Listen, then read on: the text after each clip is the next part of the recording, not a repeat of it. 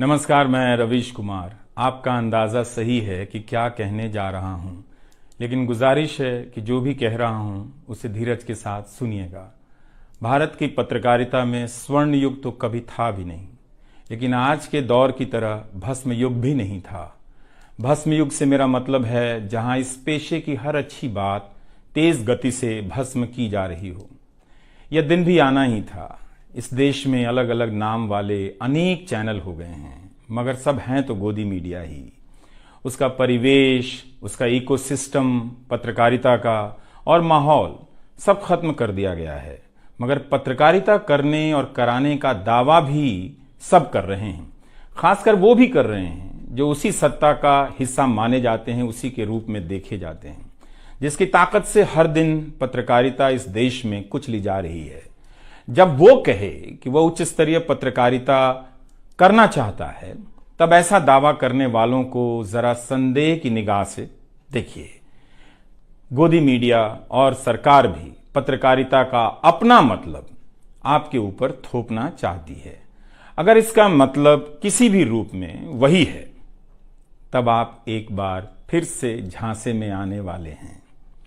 इस वक्त अपने संस्थान को लेकर कुछ खास नहीं कहना चाहता, क्योंकि भावुकता में आप तटस्थ नहीं होते, ऑब्जेक्टिव नहीं हो सकते हैं। एनडीटीवी में 26-27 साल गुजारे हैं। इतनी लंबी यात्रा के अपने उतार चढ़ाव भी हैं। अनेक साथी, वरिष्ठ, कनिष्ठ सब शामिल हैं। कितने लोगों ने साथ दिया है। इन अनुभवों के बारे में कभी भी वस्तुनिष्ठ तरीके से नहीं बोला जा सकता, और आज के दिन तो बिल्कुल नहीं, क्योंकि कई बार तथ्यों के साथ भावनाएं मिल जाती हैं और भावनाओं के तूफान में बहुत सारे तथ्य छूट जाते हैं। बेहतर है कि इसे संक्षिप्त ही रहने दिया जाए। जो आदरणीय शख्स हैं उन्हें मैं याद कर ही रहा हूं। काफ़ी सारी शानदार यादें हैं एनडीटीवी में, अब दोस्तों के बीच सुनने सुनाने के काम आएंगी। आज के दिन किसी एक व्यक्ति का नाम लेना मुश्किल हो रहा है, तब जब आपके पेशेवर जीवन में अनेक लोगों का हाथ हो, कैसे एक का नाम ले सकते हैं। मैं जानता हूं कि पूर्व सहयोगी, मौजूदा सहयोगी सब मुझ में अपना हिस्सा देखते हैं, और वो सही भी है। मुझे सभी से कुछ ना कुछ मिला है। मैं सबका ही आभारी हूं। इसलिए एक का जिक्र कर बाकी को छोड़कर आप न्याय नहीं कर सकते, खासकर ऐसे दिन। वैसे भी इस वक्त तो हर चेहरा ही अच्छा नजर आ रहा है, क्योंकि सबने मेरे अनुभवों को, मेरे जीवन को समृद्ध किया है। बेटी विदा होती है तो वो दूर तक पीछे मुड़कर मायके को देखती रहती है। मैं इसी स्थिति में हूं। अभी मुड़कर देख लेने दीजिए, फिर कभी विस्तार से एनडीटीवी की बात करूंगा, लोगों के बारे में और एनडीटीवी के बारे में, डॉक्टर रॉय, राधिका रॉय के बारे में भी। मैं कई लोगों की प्रतिक्रियाएं पढ़ रहा था। बहुत सी बातें तो मुझे आज ही पता चली। हैरानी हुई कि हर किसी के पास एनडीटीवी का एक अलग ही किस्सा है। वाकई उन 27 वर्षों के बारे में ठहर कर और संभल कर बात करने की जरूरत है। एनडीटीवी ने एक चीज सिखाई कि टीवी में और टीवी का एक ही मतलब होता है, टीम। एंकरों के स्टार बनाए जाने के बाद यह धारणा टूट गई, मगर आज भी टीवी के बुनियाद में यही है कि जितनी अच्छी टीम होगी उतना अच्छा काम होगा। अभी इस बात को यहीं रहने देता हूं, कभी किसी और वक्त के। नमस्कार, मैं रवीश कुमार। आपका अंदाज़ा सही है कि क्या कहने जा रहा हूं, लेकिन गुजारिश है कि जो भी कह रहा हूं उसे धीरज के साथ सुनिएगा। भारत की पत्रकारिता में स्वर्ण युग तो कभी था भी नहीं, लेकिन आज के दौर की तरह भस्म युग भी नहीं था। भस्म युग से मेरा मतलब है जहां इस पेशे की हर अच्छी बात तेज गति से भस्म की जा रही हो। यह दिन भी आना ही था। इस देश में अलग अलग नाम वाले अनेक चैनल हो गए हैं, मगर सब हैं तो गोदी मीडिया ही।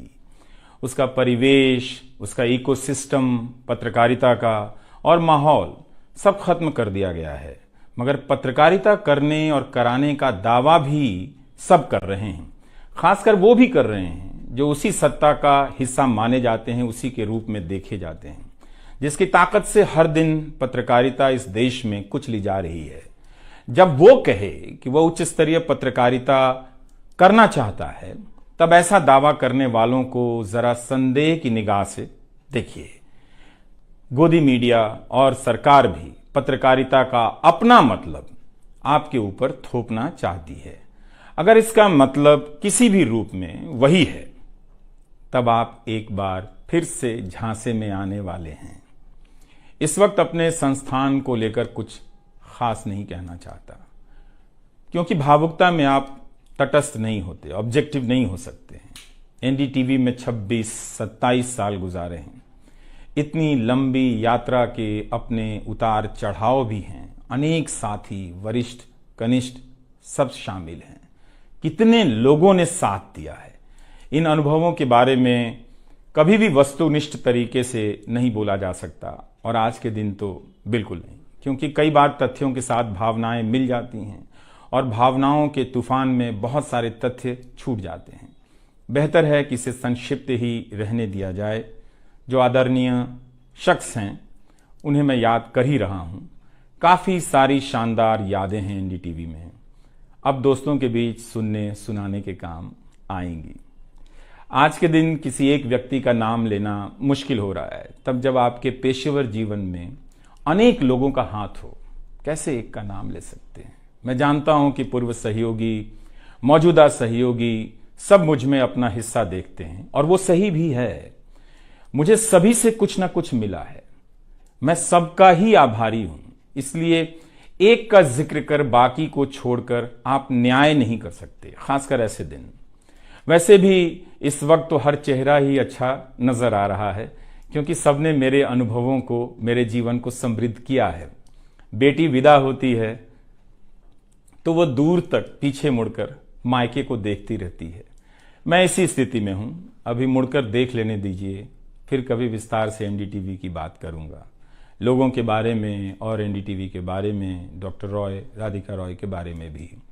मैं कई लोगों की प्रतिक्रियाएं पढ़ रहा था। बहुत सी बातें तो मुझे आज ही पता चली। हैरानी हुई कि हर किसी के पास एनडीटीवी का एक अलग ही किस्सा है। वाकई उन 27 वर्षों के बारे में ठहर कर और संभल कर बात करने की जरूरत है। एनडीटीवी ने एक चीज सिखाई कि टीवी में और टीवी का एक ही मतलब होता है, टीम। एंकरों के स्टार बनाए जाने के बाद यह धारणा टूट गई, मगर आज भी टीवी के बुनियाद में यही है कि जितनी अच्छी टीम होगी उतना अच्छा काम होगा। अभी इस बात को यहीं रहने देता हूं, कभी किसी और वक्त के लिए, तब जब आप भावुक ना हों, तब जब मैं भावुक ना हूं कि एनडीटीवी छूट रहा है। अगस्त 1996 में एनडीटीवी से औपचारिक रूप से जुड़ा था। अगस्त 1996 में ट्रांसलेटर के रूप में, अनुवादक के रूप में। लेकिन उसके पहले कई महीनों तक मैं यहां चिट्ठियां छांटता रहा। बोरे में चिट्ठियां आती थीं और मेरे पास रख दी जाती थीं। तब दर्शक पोस्ट बॉक्स में चिट्ठियां भेजा करते थे। देश भर से दर्शक अपने हाथों से अलग अलग कार्यक्रमों के एंकरों को लिखा करते थे। इन्हें पढ़ते हुए मैंने टीवी के कार्यक्रमों के आसपास दर्शकों को बनता देख रहा था। मेरा काम था उनकी बारीक नजर से लिखी गई चिट्ठियों पर रिपोर्ट बनाना और एंकरों या कार्यक्रम के प्रोड्यूसर को सौंप देना। दिहाड़ी का काम था, उसी के हिसाब से मजदूरी मिलती थी, पैसे मिलते थे। मेरी जिंदगी में यह काम आज भी जारी है। आज भी आप मुझे सैकड़ों की संख्या में मैसेज लिखते हैं। हाथ से लिखी चिट्ठियां भी आती हैं, बहुत अच्छी लिखावट में। मैं ज्यादातर मैसेज पढ़ता भी हूं और सभी के नहीं तो बहुतों के जवाब देने की कोशिश करता हूं। कई बार तो अपनी निराशा भी आपसे साझा कर देता हूं। मैं आपके बीच आकर अपने मन का भाव नहीं छिपाता, क्योंकि मैं आपके बीच बताने के लिए आता हूं। अगर खुद को ही छिपाने लगा तो वो पूरा बताना नहीं होता है। मुझे तो लगता है कि कई हजार दर्शकों के पास मेरे लिखे हुए जवाब होंगे। उंगलियों में दर्द रहने के कारण इन दिनों जवाब देना कम कर दिया है। तो एक तरह से जिन चिट्ठियों से एनडीटीवी में मेरी शुरुआत होती है, उनका आना जाना आज भी जारी है, आज तक जारी था। वो काम आगे भी जारी रहेगा, लेकिन इतने सारे सुझावों, जवाबों, अपेक्षाओं, शिकायतों और डांट के बीच सोना, जागना और जीना मुझे आपके हवाले करता चला गया। मैं खुद के पास तो रहा ही नहीं, आपके बीच गया तो घर ही नहीं लौटा। शायद अब कुछ वक्त मिलेगा खुद के साथ रहने का। आज की शाम एक ऐसी शाम है जहां चिड़िया को उसका घोंसला नजर नहीं आ रहा क्योंकि कोई और उसका घोंसला ले गया है, मगर उसके सामने थक जाने तक एक खुला आसमान जरूर नजर आ रहा है। तो खैर, उसके बाद अनुवादक बना और कई पत्रकारों की रिपोर्ट का अंग्रेजी से हिंदी में अनुवाद करता रहा। इसके बाद मैं रिपोर्टर बन गया और फिर मेरी दैनिक रिपोर्ट की अलग यात्रा शुरू होती है। रवीश की रिपोर्ट से काफी कुछ सीखने को मिला। तो इस तरह से यह एनडीटीवी में ही संभव हुआ कि एक चिट्ठी छांटने वाला इसके एक चैनल का ग्रुप एडिटर समूह संपादक बनता है और आज उसे छोड़ रहा है, इस्तीफा दे रहा है। बहुत बड़ी बड़ी शक्तियां पीछे खड़ी हैं इस एक पत्रकार के पीछे। तो स्वाभाविक है कि ये नौबत आनी थी, इसका अंदाजा मुझे पहले भी था। लेकिन जिस दिन आता है उस दिन अच्छा तो नहीं लगता है। लेकिन मैं आपसे यह भी कहना चाहता हूं कि जब भी मेरे बारे में मूल्यांकन करें, इस बात की सहानुभूति मुझसे ना रखें कि मैं चिट्ठी छांटता था। मैं उनकी तरह नहीं हूं कि अचानक चाय बेचने की बात करने लग गया, उतर रहा हूं जहाज से, बात कर रहा हूं चाय बेचने की। सहानुभूति के लिए या फिर अपने संघर्ष को महान बताने के लिए मैं ऐसा नहीं करना चाहता। इस देश में हर किसी का संघर्ष ही पहाड़ चढ़ने के जैसा है। आप एम्स के बाहर मरीज जो खड़े हैं, उनके परिजन जो खड़े हैं, उनसे मिल लीजिए, आपको पता चल जाएगा कि उनकी चुनौतियां कितनी बड़ी हैं और आपका दुख कितना कम है, छोटा है। लेकिन आज के दिन मैं आप सभी के बीच दर्शकों की बात करना चाहता हूं। इस दौर में कुर्सी पर बैठे किरदारों को टूटते हुए देखा, सबने देखा। संस्थाओं को भस्म होते देखा, आपने देखा। नफरती तूफान में लोगों को भटकते देखा, मगर मैंने इसी दौर में एक नई संस्था भी बनते देखी है। वह संस्था है जनता की संस्था, दर्शकों की संस्था। दर्शक ही अपने आप में इंस्टीट्यूशन बन जाते हैं। आप दर्शकों की संख्या भले कम है, मगर आप दर्शकों ने मिलकर जर्जर किए जा रहे इस लोकतंत्र में जनता नाम की संस्था का पौधा सूखने से बचा लिया। एनडीटीवी में मुझे जब भी अवसर मिला मैंने जान लगा दी।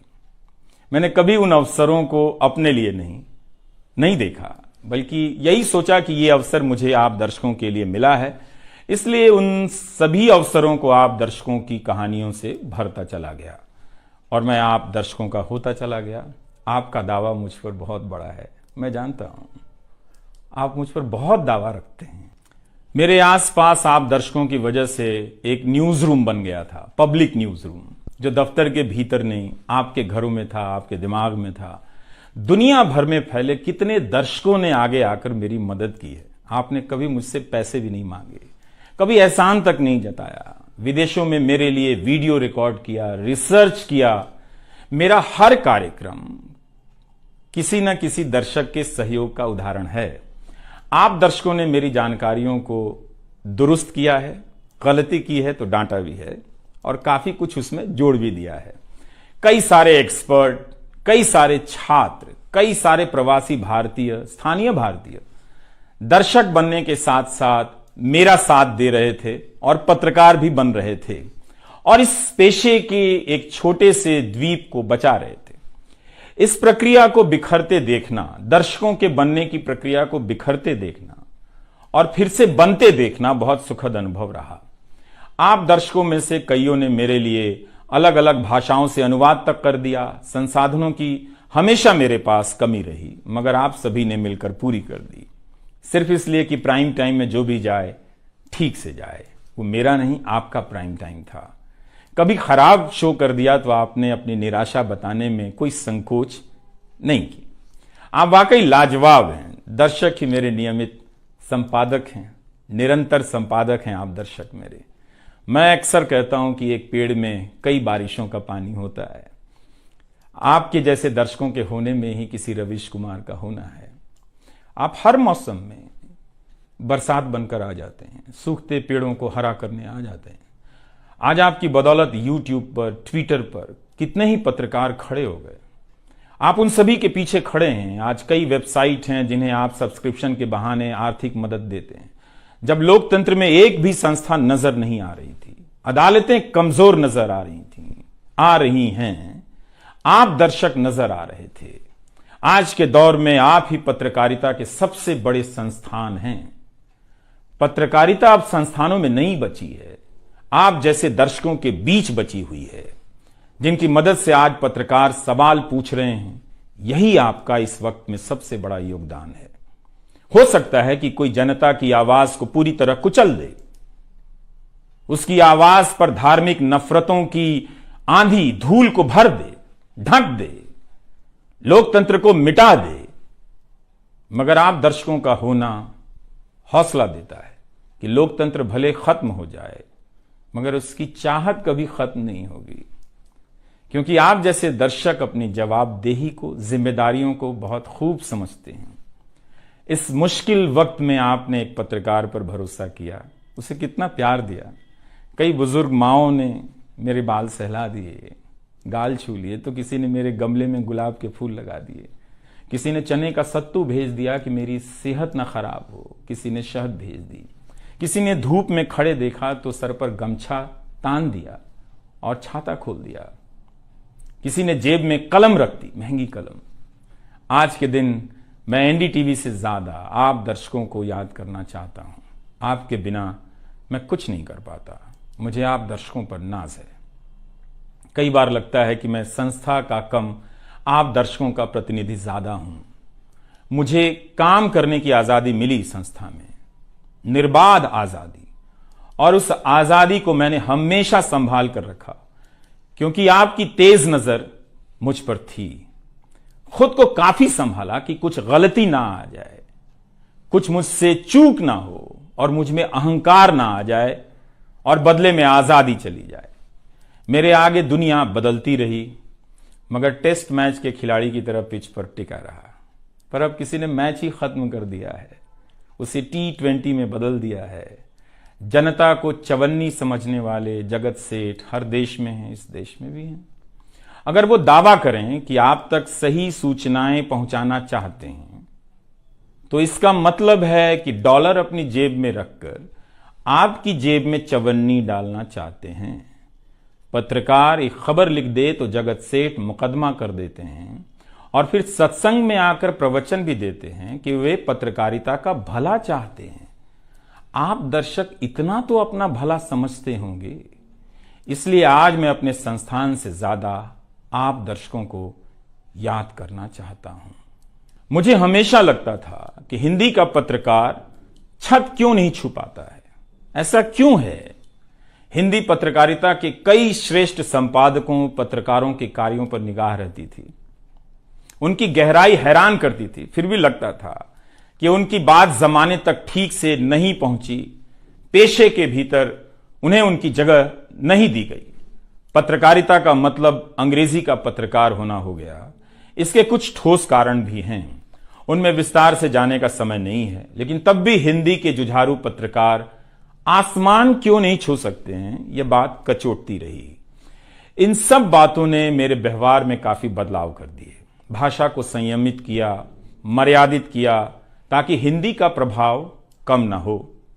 बहुत सजगता से अपना काम इस तरह से किया कि लोगों को, देश के किसी भी हिस्से के लोगों को मेरी हिंदी से प्यार हो जाए।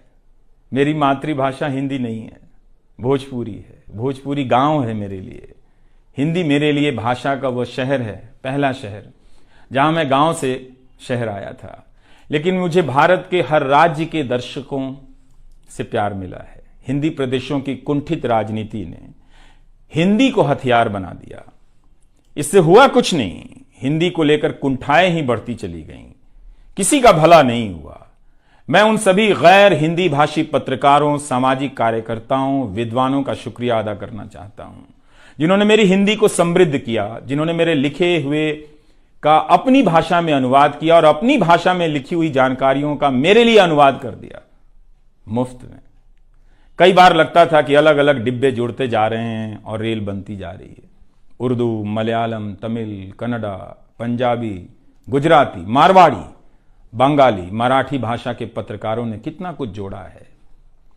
यह बात कहीं हिंदी बनाम अंग्रेजी की तरफ ना मुड़ जाए, इसलिए कहना जरूरी है कि अंग्रेजी भाषा में लिखने वाले विद्वानों और पत्रकारों ने मेरी खुलकर मदद की है, मेरे साथ बराबरी का व्यवहार किया। जो नहीं कर सके, ऐसे हैं, उनका क्या हिसाब करना, उनका क्या रोना। मगर जो बराबरी के साथ पेश आते रहे, उनका आभार व्यक्त करना चाहिए। उन सभी ने अपना श्रेष्ठ मुझसे साझा किया, किताबें दी, अवसर बताए, मेरे लेख का अनुवाद तक कर दिया, ज्यादा लोगों तक पहुंचा दिया। मेरे जीवन में इतिहास के मेरे शिक्षकों का बहुत योगदान है। मेरे शिक्षक मेरी जान है।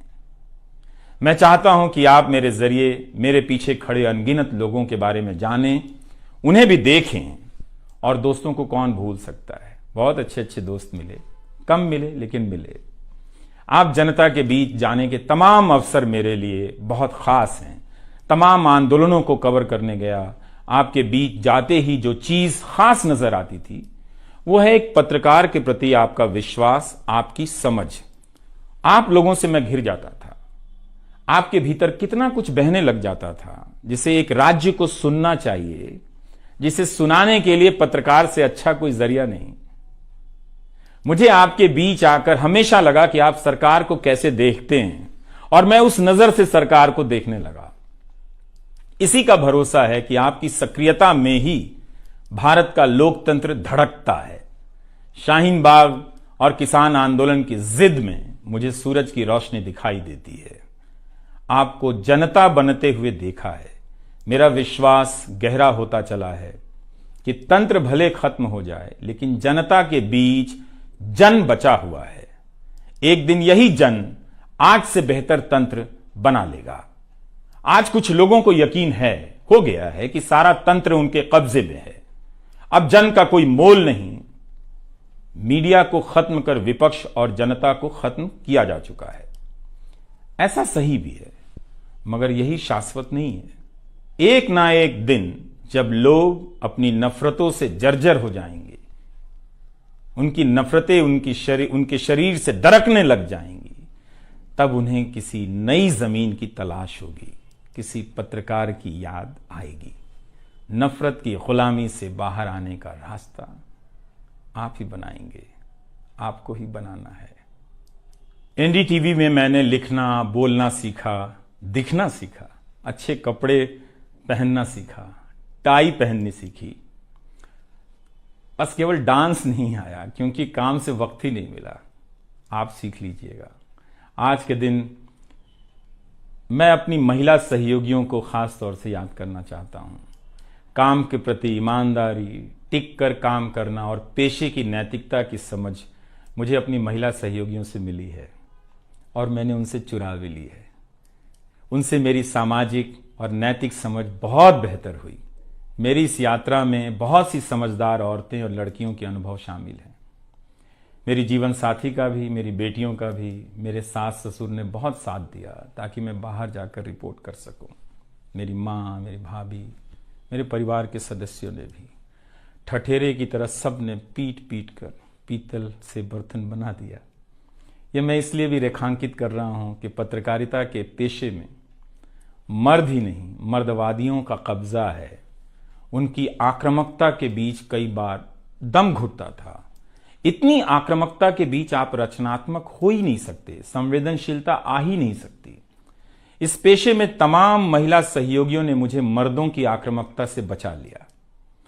अगर आप इस पेशे में आ रहे हैं, विद्यार्थी हैं, तो हमेशा अपनी महिला सहयोगियों के साथ सलीके से पेश आइए, उनकी काबिलियत को स्वीकार कीजिए, तारीफ कीजिए।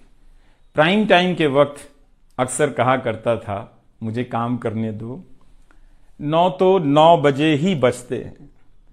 सुबह उठते ही मेरे दिमाग में रात के 9 बजने लग जाते थे। मैं टाइप करने लग जाता था, रोज 5000, 6000, 7000 शब्दों की टाइपिंग। अब शायद 9 ना बजे, प्राइम टाइम ना हो।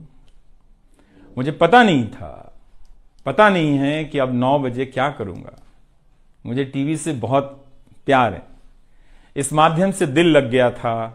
शायद इसी वजह से दिल टूट रहा है। वो लाल माइक याद आता रहेगा। अब वो लाल माइक नहीं होगा। मैं जानता हूं कि आप दर्शकों की आदतों में मैं शामिल हो गया हूं। आप काफ़ी तकलीफ में थे कि मेरा क्या होगा, मैं क्या करूंगा, मैं प्राइम टाइम क्यों नहीं कर रहा हूं। मुझे लगा कि चुपचाप किनारे हो जाना चाहिए। धीरे धीरे मेरे नहीं होने की आदत आपको डाल देनी चाहिए। इसलिए कई दिनों से प्राइम टाइम नहीं कर रहा था ताकि आप मुझे कुछ भूल सकें, मगर आप हैं, मानते ही नहीं। हर रात 9 बजे के बाद मैसेज करने लग जाते हैं कि कहाँ हो, बीमार तो नहीं हो, सब ठीक तो है, एनडीटीवी में क्या चल रहा है, आप अच्छे हैं। तो भारत का मीडिया स्पेस बदल चुका है। उन हजारों युवाओं की सोचिए जो पढ़ाई पत्रकारिता की कर रहे हैं, लाखों रुपए लगा रहे हैं, मगर उन्हें काम दलाली का करना पड़ेगा, क्योंकि इसके लिए अब कोई सांस्थानिक जगह नहीं बची है। इसी के बीच जो आने वाले पत्रकार हैं, जो इस वक्त पत्रकार हैं, सभी को जूझना है। कोई घुट रहा है तो कोई इस पेशे को छोड़ रहा है। कई लोग कहते हैं कि नौकरी की मजबूरी के अलावा पत्रकार बनने की कोई दूसरी शर्त नजर नहीं आती, कोई उत्साह नहीं है। यहां तो जस्टिस तक कह रहे हैं कि जमानत देने पर जजों को टारगेट किए जाने का डर लगता है। जब जज को ही डर लगता है तब फिर इस दौर में यह बोलना भी गुनाह है कि मुझे डर नहीं लगता है। एक डरा हुआ पत्रकार मरा हुआ नागरिक पैदा करता है। इसलिए बोला कीजिए कि हमें डर नहीं लगता है। आप उस देश के नागरिक हैं जिसने नंगे पांव ब्रिटिश साम्राज्य को घुटने पर झुका दिया। कोई कारण नहीं कि मैं आप पर भरोसा ना करूं कि एक दिन आप गोदी मीडिया की इस गुलामी से बाहर आएंगे। आप हमेशा इस गुलामी में नहीं रह सकते। इसकी गुलामी से आपको लड़ना ही पड़ेगा। यह सबकी लड़ाई है। इस लड़ाई के बिना आप दुनिया में सर उठाकर नहीं चल सकते। आपकी यही पहचान होगी कि आजाद देश के गोदी मीडिया के गुलाम हैं। इसके खतरे की गंभीरता को समझिए। कानून की आड़ में अब अधिकार कुचले जा रहे हैं, अभिव्यक्तियों को रौंदा जा रहा है ताकि सारे अवैध काम वैध नजर आए। इस समय मेरे रास्ते निश्चित नहीं हैं, निश्चित हैं तो सिर्फ हौसला है। उसका भी क्या भरोसा, कभी आसमान में होता है, कभी पाताल में। एक YouTube चैनल बनाया है रवीश कुमार ऑफिशियल, और फेसबुक पेज भी है रवीश का पेज। इसे सब्सक्राइब कीजिएगा। अब मैं YouTube पर ही नजर आऊंगा, एनडीटीवी इंडिया पर नहीं। किसी संस्था के साथ मर्यादाएं बहुत अलग होती हैं, फ्रीलांस और आज़ाद जीवन की अलग। लेकिन इस बार परिवार के साथ थोड़ा वक्त बिताना चाहता हूं, जीना चाहता हूं। मैंने इस्तीफा दे दिया है। नमस्कार, मैं रवीश कुमार अब आपको उस चैनल पर सुनाई नहीं देगा। नमस्कार, मैं रवीश कुमार।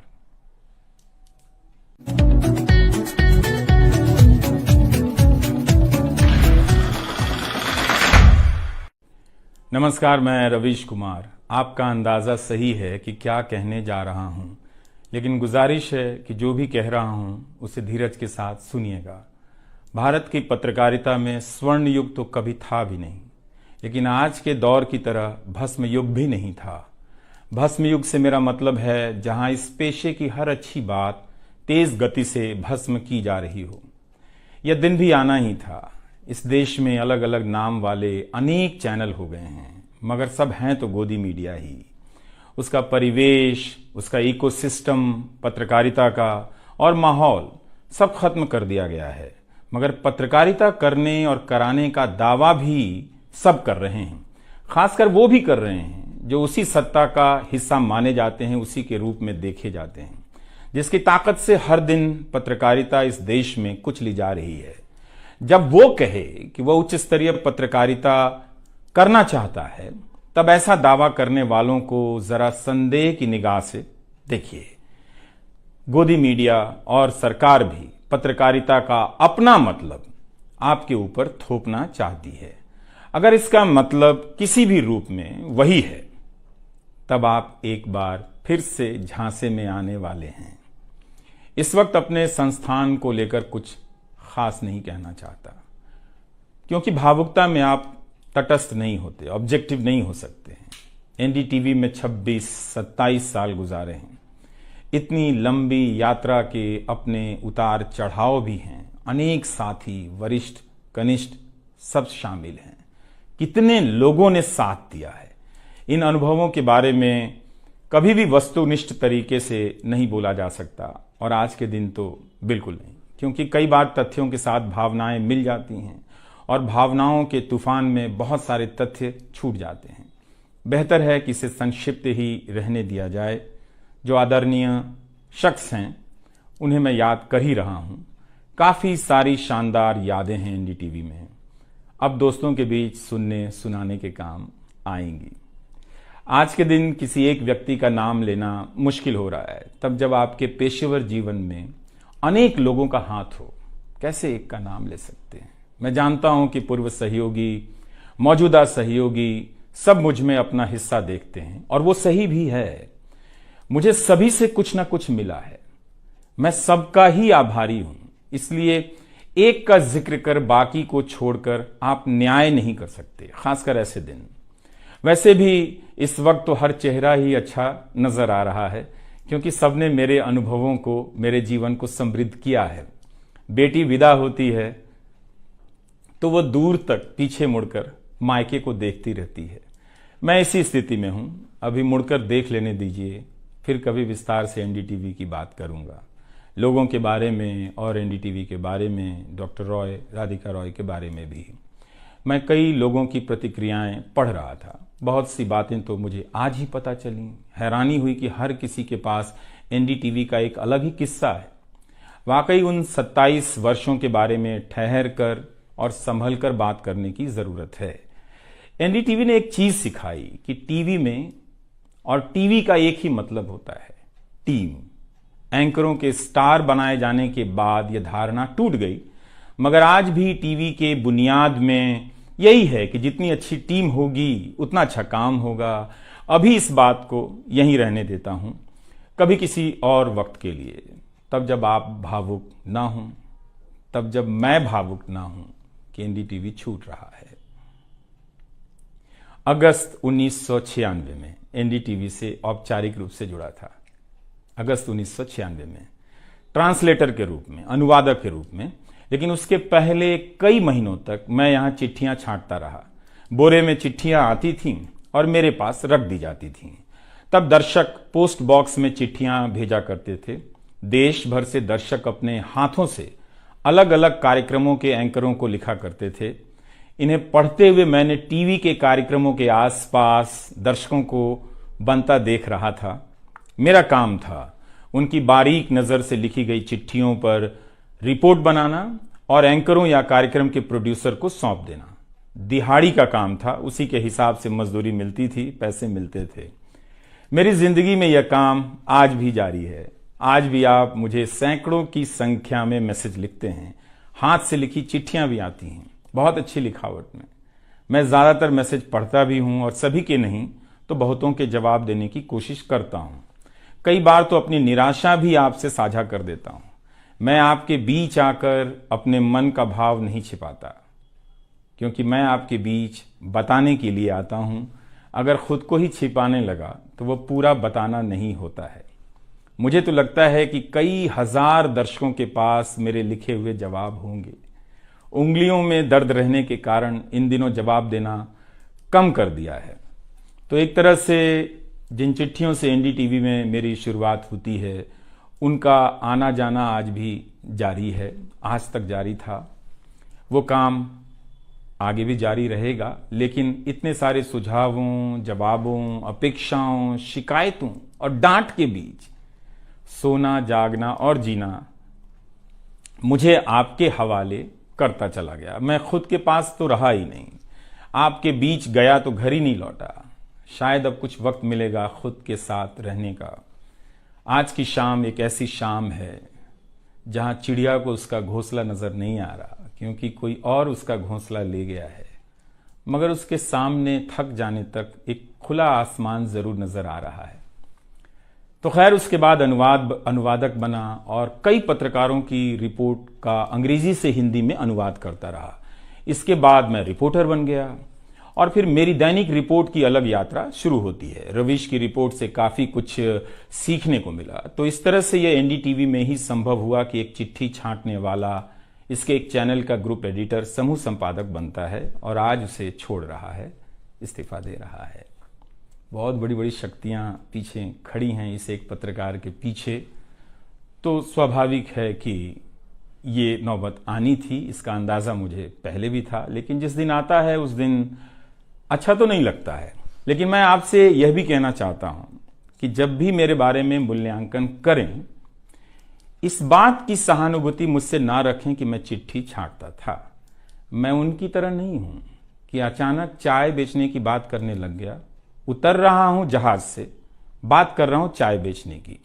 सहानुभूति के लिए या फिर अपने संघर्ष को महान बताने के लिए मैं ऐसा नहीं करना चाहता।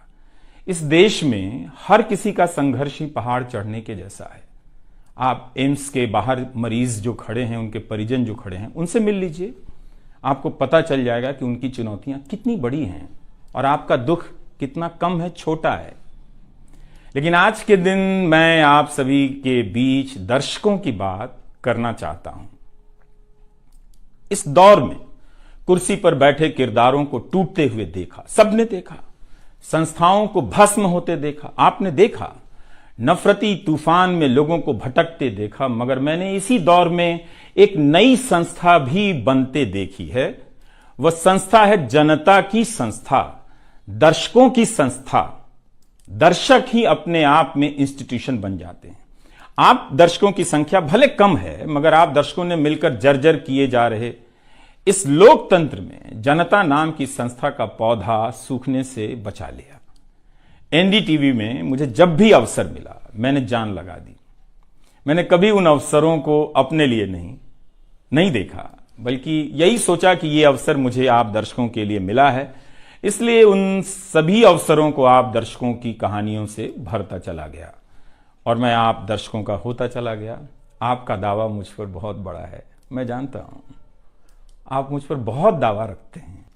मेरे आसपास आप दर्शकों की वजह से एक न्यूज रूम बन गया था, पब्लिक न्यूज रूम, जो दफ्तर के भीतर नहीं, आपके घरों में था, आपके दिमाग में था। दुनिया भर में फैले कितने दर्शकों ने आगे आकर मेरी मदद की है। आपने कभी मुझसे पैसे भी नहीं मांगे, कभी एहसान तक नहीं जताया। विदेशों में मेरे लिए वीडियो रिकॉर्ड किया, रिसर्च किया। मेरा हर कार्यक्रम किसी न किसी दर्शक के सहयोग का उदाहरण है। आप दर्शकों ने मेरी जानकारियों को दुरुस्त किया है, गलती की है तो डांटा भी है और काफी कुछ उसमें जोड़ भी दिया है। कई सारे एक्सपर्ट, कई सारे छात्र, कई सारे प्रवासी भारतीय, स्थानीय भारतीय दर्शक बनने के साथ साथ मेरा साथ दे रहे थे और पत्रकार भी बन रहे थे और इस पेशे के एक छोटे से द्वीप को बचा रहे थे। इस प्रक्रिया को बिखरते देखना, दर्शकों के बनने की प्रक्रिया को बिखरते देखना और फिर से बनते देखना बहुत सुखद अनुभव रहा। आप दर्शकों में से कईयों ने मेरे लिए अलग अलग भाषाओं से अनुवाद तक कर दिया। संसाधनों की हमेशा मेरे पास कमी रही, मगर आप सभी ने मिलकर पूरी कर दी, सिर्फ इसलिए कि प्राइम टाइम में जो भी जाए ठीक से जाए। वो मेरा नहीं, आपका प्राइम टाइम था। कभी खराब शो कर दिया तो आपने अपनी निराशा बताने में कोई संकोच नहीं की। आप वाकई लाजवाब हैं। दर्शक ही मेरे नियमित संपादक हैं, निरंतर संपादक हैं आप दर्शक मेरे। मैं अक्सर कहता हूं कि एक पेड़ में कई बारिशों का पानी होता है। आपके जैसे दर्शकों के होने में ही किसी रवीश कुमार का होना है। आप हर मौसम में बरसात बनकर आ जाते हैं, सूखते पेड़ों को हरा करने आ जाते हैं। आज आपकी बदौलत यूट्यूब पर, ट्विटर पर कितने ही पत्रकार खड़े हो गए।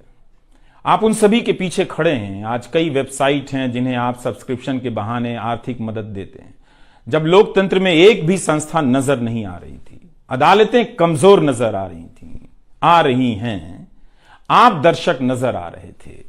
आज के दौर में आप ही पत्रकारिता के सबसे बड़े संस्थान हैं। पत्रकारिता अब संस्थानों में नहीं बची है, आप जैसे दर्शकों के बीच बची हुई है, जिनकी मदद से आज पत्रकार सवाल पूछ रहे हैं।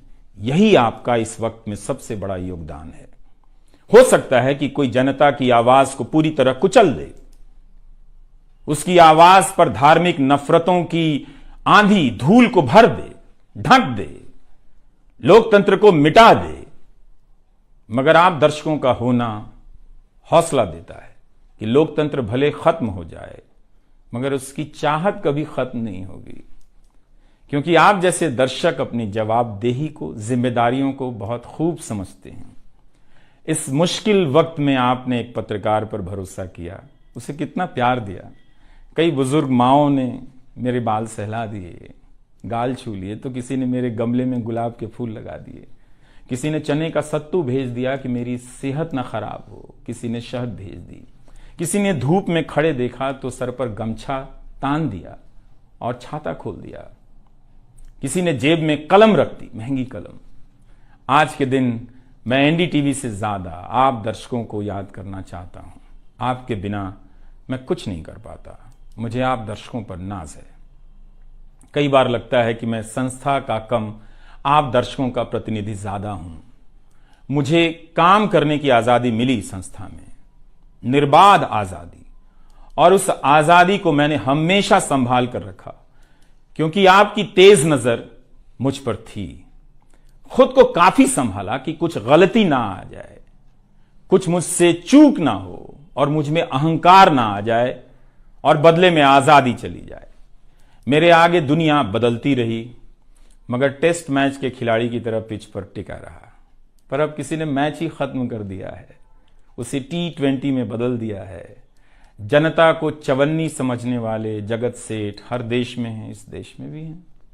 अगर वो दावा करें कि आप तक सही सूचनाएं पहुंचाना चाहते हैं, तो इसका मतलब है कि डॉलर अपनी जेब में रखकर आपकी जेब में चवन्नी डालना चाहते हैं।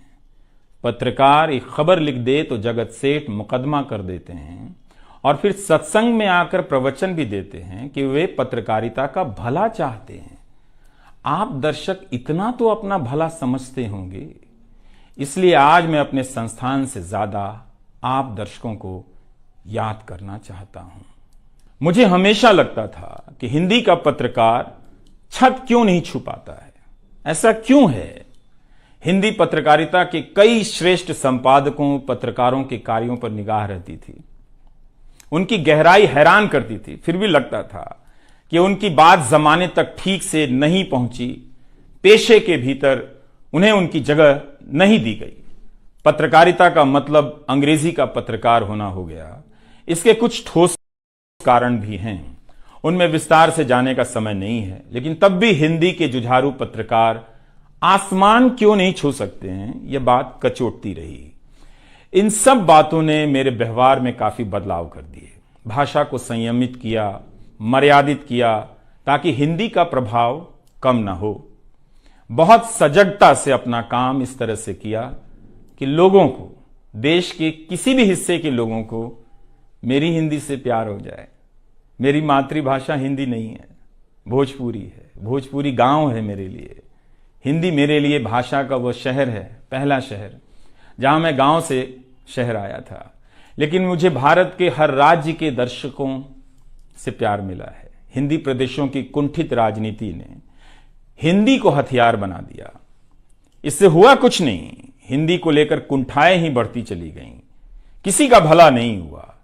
मैं उन सभी गैर हिंदी भाषी पत्रकारों, सामाजिक कार्यकर्ताओं, विद्वानों का शुक्रिया अदा करना चाहता हूं, जिन्होंने मेरी हिंदी को समृद्ध किया, जिन्होंने मेरे लिखे हुए का अपनी भाषा में अनुवाद किया और अपनी भाषा में लिखी हुई जानकारियों का मेरे लिए अनुवाद कर दिया, मुफ्त में। कई बार लगता था कि अलग अलग डिब्बे जुड़ते जा रहे हैं और रेल बनती जा रही है। उर्दू, मलयालम, तमिल, कन्नड़ा, पंजाबी, गुजराती, मारवाड़ी, बंगाली, मराठी भाषा के पत्रकारों ने कितना कुछ जोड़ा है। यह बात कहीं हिंदी बनाम अंग्रेजी की तरफ ना मुड़ जाए, इसलिए कहना जरूरी है कि अंग्रेजी भाषा में लिखने वाले विद्वानों और पत्रकारों ने मेरी खुलकर मदद की है, मेरे साथ बराबरी का व्यवहार किया। जो नहीं कर सके, ऐसे हैं, उनका क्या हिसाब करना, उनका क्या रोना, मगर जो बराबरी के साथ पेश आते रहे, उनका आभार व्यक्त करना चाहिए। उन सभी ने अपना श्रेष्ठ मुझसे साझा किया, किताबें दी, अवसर बताए, मेरे लेख का अनुवाद तक कर दिया, ज्यादा लोगों तक पहुंचा दिया। मेरे जीवन में इतिहास के मेरे शिक्षकों का बहुत योगदान है। मेरे शिक्षक मेरी जान है। मैं चाहता हूं कि आप मेरे जरिए मेरे पीछे खड़े अनगिनत लोगों के बारे में जानें, उन्हें भी देखें। और दोस्तों को कौन भूल सकता है, बहुत अच्छे अच्छे दोस्त मिले, कम मिले लेकिन मिले। आप जनता के बीच जाने के तमाम अवसर मेरे लिए बहुत खास हैं। तमाम आंदोलनों को कवर करने गया, आपके बीच जाते ही जो चीज खास नजर आती थी वो है एक पत्रकार के प्रति आपका विश्वास, आपकी समझ। आप लोगों से मैं घिर जाता था। आपके भीतर कितना कुछ बहने लग जाता था, जिसे एक राज्य को सुनना चाहिए, जिसे सुनाने के लिए पत्रकार से अच्छा कोई जरिया नहीं। मुझे आपके बीच आकर हमेशा लगा कि आप सरकार को कैसे देखते हैं, और मैं उस नजर से सरकार को देखने लगा। इसी का भरोसा है कि आपकी सक्रियता में ही भारत का लोकतंत्र धड़कता है। शाहीन बाग और किसान आंदोलन की जिद में मुझे सूरज की रोशनी दिखाई देती है। आपको जनता बनते हुए देखा है। मेरा विश्वास गहरा होता चला है कि तंत्र भले खत्म हो जाए, लेकिन जनता के बीच जन बचा हुआ है। एक दिन यही जन आज से बेहतर तंत्र बना लेगा। आज कुछ लोगों को यकीन हो गया है कि सारा तंत्र उनके कब्जे में है। अब जन का कोई मोल नहीं। मीडिया को खत्म कर विपक्ष और जनता को खत्म किया जा चुका है। ऐसा सही भी है, मगर यही शाश्वत नहीं है। एक ना एक दिन जब लोग अपनी नफरतों से जर्जर हो जाएंगे, उनकी नफरतें उनके शरीर से दरकने लग जाएंगी, तब उन्हें किसी नई जमीन की तलाश होगी, किसी पत्रकार की याद आएगी। नफरत की गुलामी से बाहर आने का रास्ता आप ही बनाएंगे, आपको ही बनाना है।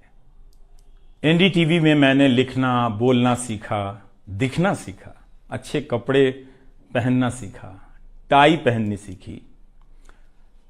बस केवल डांस नहीं आया, क्योंकि काम से वक्त ही नहीं मिला। आप सीख लीजिएगा। आज के दिन मैं अपनी महिला सहयोगियों को खास तौर से याद करना चाहता हूं। काम के प्रति ईमानदारी, टिक कर काम करना और पेशे की नैतिकता की समझ मुझे अपनी महिला सहयोगियों से मिली है, और मैंने उनसे चुरा भी ली है। उनसे मेरी सामाजिक और नैतिक समझ बहुत बेहतर हुई। मेरी इस यात्रा में बहुत सी समझदार औरतें और लड़कियों के अनुभव शामिल हैं। मेरी जीवन साथी का भी, मेरी बेटियों का भी, मेरे सास ससुर ने बहुत साथ दिया ताकि मैं बाहर जाकर रिपोर्ट कर सकूं।